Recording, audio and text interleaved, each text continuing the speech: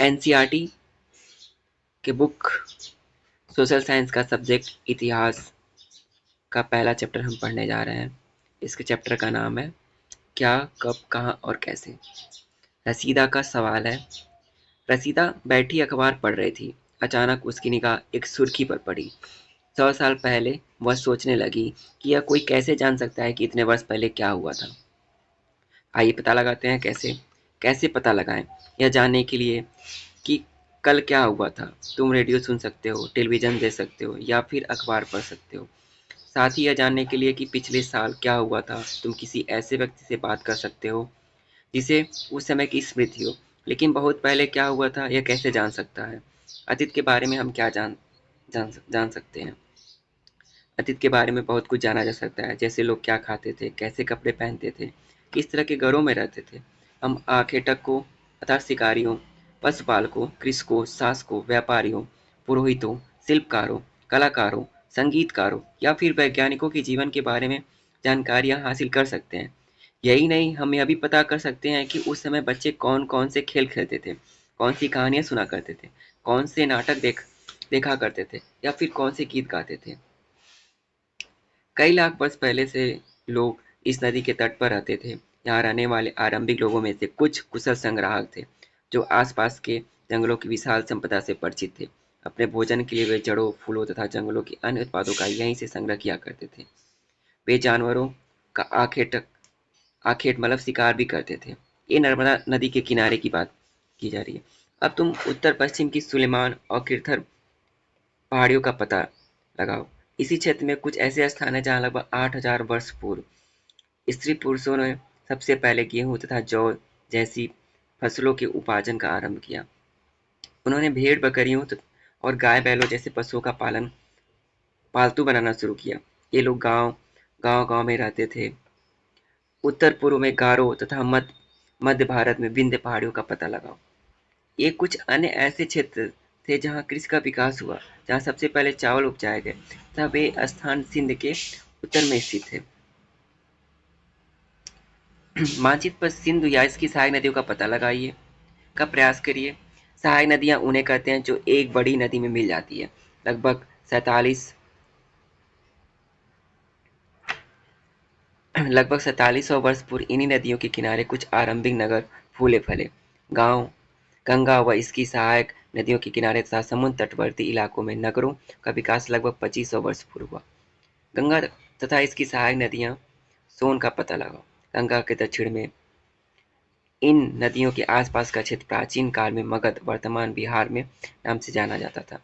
इसके शासक बहुत शक्तिशाली थे और उन्होंने एक विशाल राज्य स्थापित किया था। देश के अन्य हिस्सों में भी ऐसे राज्यों की स्थापना की गई थी।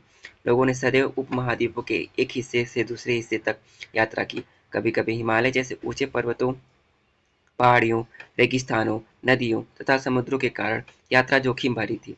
फिर भी ये यात्रा उनके लिए असंभव नहीं थी। अतः कभी लोग काम की तलाश में तो कभी प्राकृतिक आपदाओं के कारण एक स्थान से दूसरे स्थान जाया करते थे। कभी कभी सेनाएं दूसरे क्षेत्रों पर विजय हासिल करने के लिए जाती थी। इसके अतिरिक्त व्यापारी कभी काफिले में तो कभी जहाजों में अपने मूल्यवान वस्तुओं लेकर एक स्थान से दूसरे स्थान जाते रहते थे। धार्मिक गुरु लोग को शिक्षा और सलाह देते हुए एक गांव से दूसरे गांव तक, एक कस्बे से दूसरे कस्बे जाया करते थे। कुछ लोग नए और रोचक स्थानों को खोजने की चाह में उत्सुकतावश भी यात्रा किया करते थे। इन सभी यात्राओं से लोगों को एक दूसरे के विचारों को जानने का अवसर मिला। आज लोग यात्राएं क्यों करते हैं? एक बार फिर से मानचित्र एक को देखें। पहाड़ियों, पर्वतों और समुद्र इस उपमहाद्वीपों की प्राकृतिक सीमाओं का निर्माण करते हैं।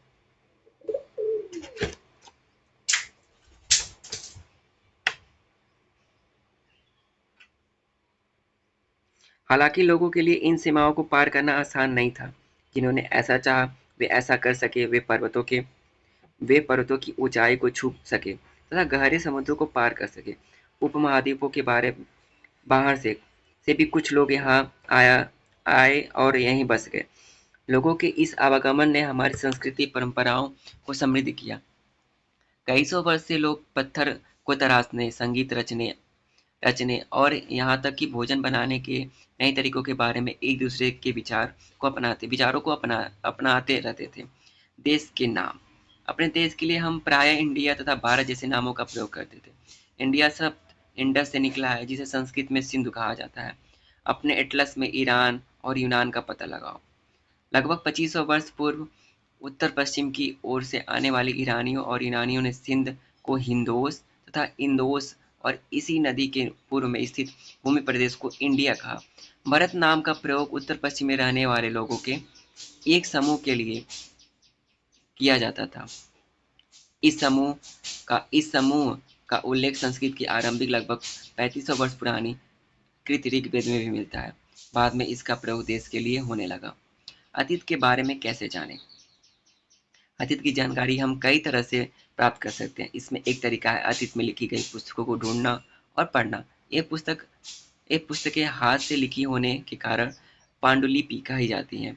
अंग्रेजी में पांडुलिपि के लिए प्रयुक्त होने वाला मैन्युस्क्रिप्ट तथा लैटिन शब्द में मेनू, जिसका अर्थ हाथ है, से निकलना है। ये पांडुलिपियां प्रायः ताड़पत्रों तथा हिमालय क्षेत्र में उगने वाले भुर्ज नामक पेड़ की छाल से विशेष तरीके से तैयार भोजपत्र पर लिखी मिलती थी। एग्जाम के दृष्टिकोण से हम कुछ ऐसे बता सकते हैं। देश के नाम में जो भी हेडिंग है उसमें से यहाँ पे जो लिखा हुआ है कि ईरानियों और यूनानियों ने सिंध को हिंदोस तथा हिंदोस या इंदोस और इसी नदी के पूर्व में स्थित भूमि प्रदेश को इंडिया कहा। ये इंपॉर्टेंट है। फिर फिर इंडिया शब्द इंडस से निकला है, जिसे संस्कृत में सिंधु कहा जाता है। ये इंपॉर्टेंट है। फिर ए पांडुलिपि के लिए इंग्लिश में मैन्यूस्क्रिप्ट तथा शब्द लैटिन में मेनू, जिसका अर्थ होता है हाथ है, से निकलना है। ये है। फिर दूसरा, हिमालय क्षेत्र में उगने वाले भुर्ज नामक पेड़ की छाल पर पांडुलिपियां लिखी जाती थी। ये है। इतने वर्षों में इतने वर्षों में इनमें से कई पांडुलिपियों को कीड़ों ने खा लिया था, कुछ नष्ट कर दिए गए। फिर भी ऐसी कई पांडुलिपियां आज भी उपलब्ध हैं। प्राय पांडुलिपियां मंदिरों और विहारों में प्राप्त होती हैं। इन पुस्तकों में धार्मिक मान्यताओं व व्यवहारों, राजाओं के जीवन, औषधियों तथा विज्ञान आदि सभी प्रकार के विषयों की चर्चा मिलती है। इसके अतिरिक्त हमारे यहाँ महाकाव्य, कविताएं तथा नाटक भी हैं। इनमें से कई संस्कृत में लिखे हुए मिलते हैं, जबकि अन्य प्राकृतिक और तमिल में है। प्राकृतिक भाषा का प्रयोग आम लोग करते थे। ये भी इम्पोर्टेंट है। प्राकृतिक भाषा का प्रयोग आम लोग करते थे।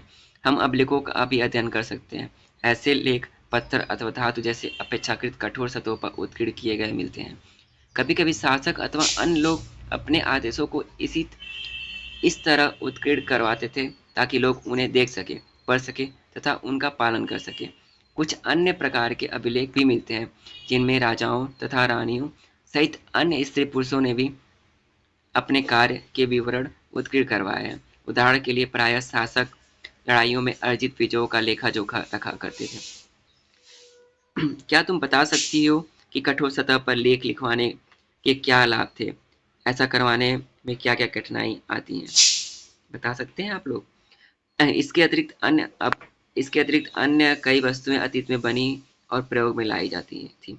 ऐसी वस्तुओं का अध्ययन करने वाले व्यक्ति पुरातत्वविद पुरातत्वविद कहलाते थे। पुरातत्वविद पत्थर और ईंट से बनी इमारतों के अवशेषों, चित्रों तथा मूर्तियों का अध्ययन करते थे। वे औजारों, हथियारों, बर्तनों, आभूषणों तथा सिक्कों की प्राप्ति के लिए छानबीन तथा खुदाई भी करते थे। इनमें से कुछ वस्तुएं पत्थर, पक्की मिट्टी तथा कुछ धातु की बनी हो सकती थी। ऐसे तत्व कठोर तथा जल्दी नष्ट न होने वाले होते थे। पुरातत्वविद जानवरों, चिड़ियों तथा मछलियों की हड्डियां ढूंढते थे। इनमें से उन्हें यह जानने में मदद मिलती थी कि अतीत में लोग क्या खाते थे। वनस्पतियों के अवशेष बहुत मुश्किल से बच पाते थे। यदि अन्न के दाने अथवा लकड़ी के टुकड़े जल जाते तो वे जले हुए रूप में बचे रहते हैं। कोई क्या पुरातत्वविद को बहुधा कपड़ों के अवशेष मिलते होंगे? पांडुलिपियों, अभिलेखों तथा पुरातत्व से ज्ञात जानकारी के लिए इतिहासकार प्रायः स्रोत शब्द का प्रयोग करते हैं। इतिहासकार उन्हें कहते हैं जो अतीत का अध्ययन करते हैं। स्रोत के प्राप्त होते ही अतीत के बारे में पढ़ना बहुत रोचक हो जाता है, क्योंकि इन स्रोतों की सहायता से हम धीरे धीरे अतीत का पुनर्निर्माण करते आते हैं तथा इतिहासकार तथा पुरातत्वविद उन जासूसों की तरह हैं जो इन सभी स्रोतों का प्रयोग सुराग के रूप में कर अतीत को जानने का प्रयास करते हैं। अतीत एक या अनेक। क्या तुम इस पुस्तक के शीर्षक हमारे अतीत पर ध्यान दिया? यहाँ अतीत शब्द का प्रयोग बहुवचन के रूप में किया गया है। ऐसा इस तथ्य की ओर ध्यान दिलाने के लिए किया गया है कि अलग-अलग समूह के लोगों के लिए इस अतीत के अलग-अलग मायने थे। उदाहरण के लिए पशुपालकों अथवा कृषकों का जीवन राजाओं तथा रानियों के जीवन से तथा व्यापारियों का जीवन शिल्पकारों के जीवन से बहुत भिन्न था।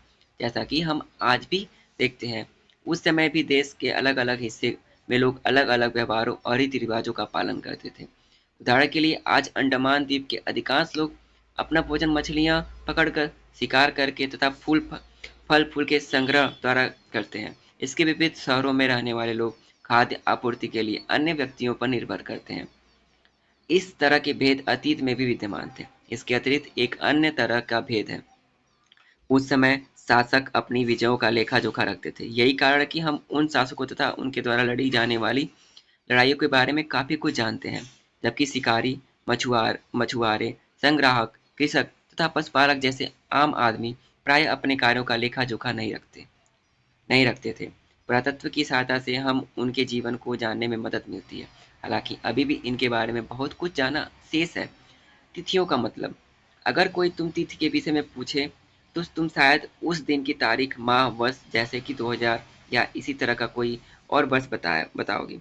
वर्ष की यह गणना ईसाई धर्म प्रवर्तक ईसा मसीह के जन्म की तिथि से की जाती है।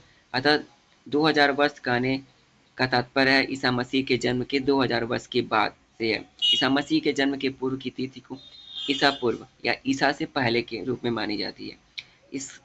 इस पुस्तक में हम 2000 को अपनी आरंभिक बिंदु मानते हुए वर्तमान से पूर्व की तिथियों का उल्लेख करेंगे।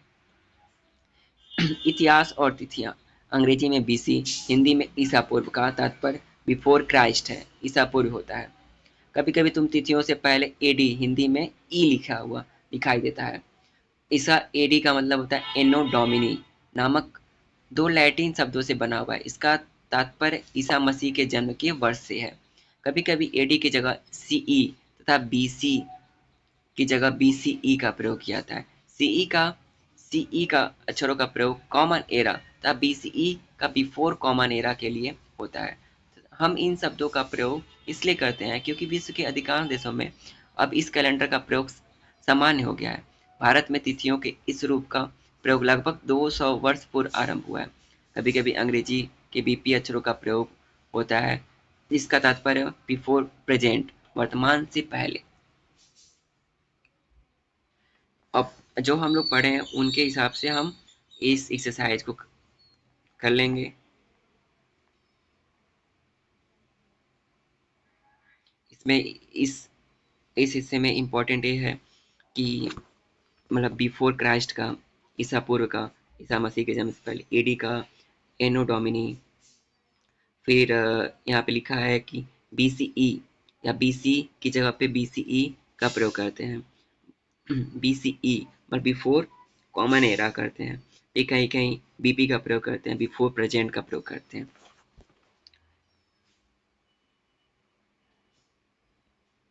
और उसमें मेंशन था यहाँ पे ईरान ईरान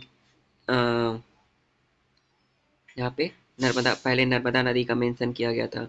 यहाँ पे आपका नर्मदा नदी, फिर आपके पास सिंधु नदी, फिर उसके बाद सुलेमान की पहाड़ियाँ और किरथर की पहाड़ियों का मेंशन किया गया था। इसी तरह आप अन्य अन्य नदियों के बारे में भी जान सकते हैं। गंगा नदी, फिर व्यास नदी, सिंधु सिंधु झेलम चिनाब, रावी, ब्यास और सतलज। ये ये ऊपर की नदियां हैं। सिंधु, झेलम, चिनाब, रावी, ब्यास, सतलज।